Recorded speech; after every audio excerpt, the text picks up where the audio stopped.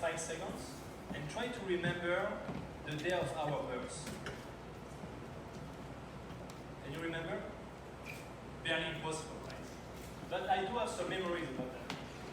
I was born in very poor health condition, but my grandmother always loved to tell the story that the doctors wrapped me in aluminum paper and I looked like a roast chicken.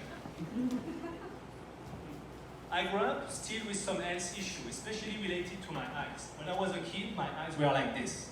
So you can imagine that at school, a lot of kids were taking fun of me. Luckily, I got operation and everything got fixed.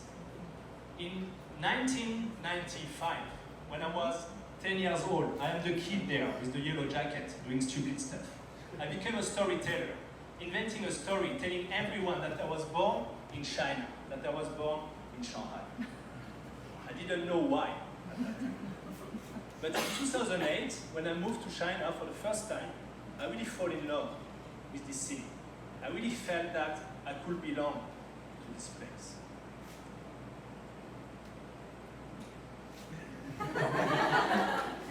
In 2009, I moved to Japan and I became an entrepreneur with my best friend.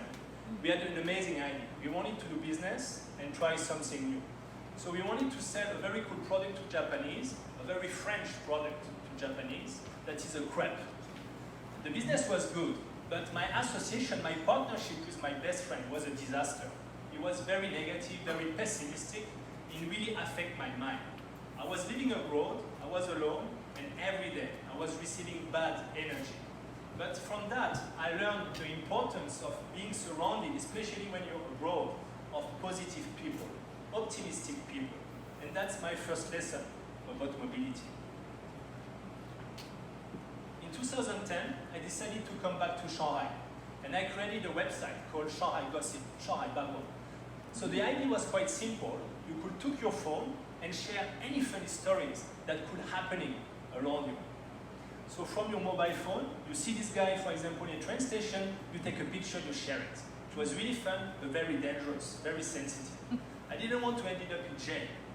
So, with my partner, we decided 1 year later to move to New York City to live our American dream. We wanted to make money. And we have one idea, go big or go home. Unfortunately, the American dream became an American nightmare. We ended up in Harlem, living in a shitty hall with no even money to buy curtain for our window. But from that experience, I learned that when you are living abroad, when you're working on something, a project, speed is good, but patience is very important. You need patience. You need time to adapt yourself. You need time to connect with people. So after that experience, I came back to France, living with my parents, and I became a cook, working in a restaurant. After traveling all around the world, my adventures ended up at home. I felt depressed. I felt, what I'm going to do next? I don't know. I'm useless. But one day, my cousin was drawing on his shoes and gave me this wonderful idea to create a brand that kids could draw on their sneakers, erase, and draw again. And I felt, okay, I got my next business idea. So for that, I go back to Shanghai. I created this brand, make a good business for 5 years. Finally, success was here. Money was here. Everything were all right. But after 5 years, something was wrong. I wasn't happy. I realized that even though you make money, even though you're surrounded by people you like, you need to have a passion in what you do. And at that time, I felt that selling sneakers wasn't really my passion. So in 2017 was difficult, but in 2018, I go to meet my Yakuza friend in Japan.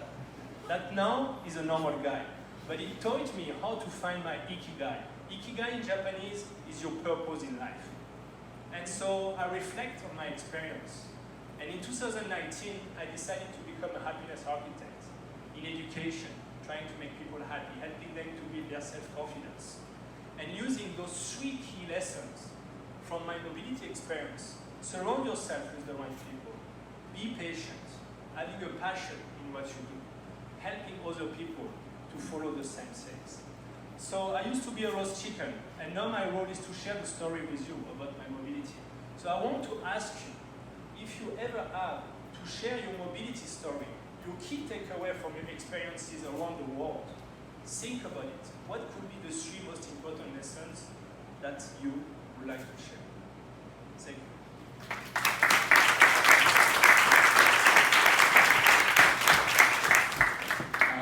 The other 19 speakers, I think Albin just put the bar really high for us. That was impressive, buddy.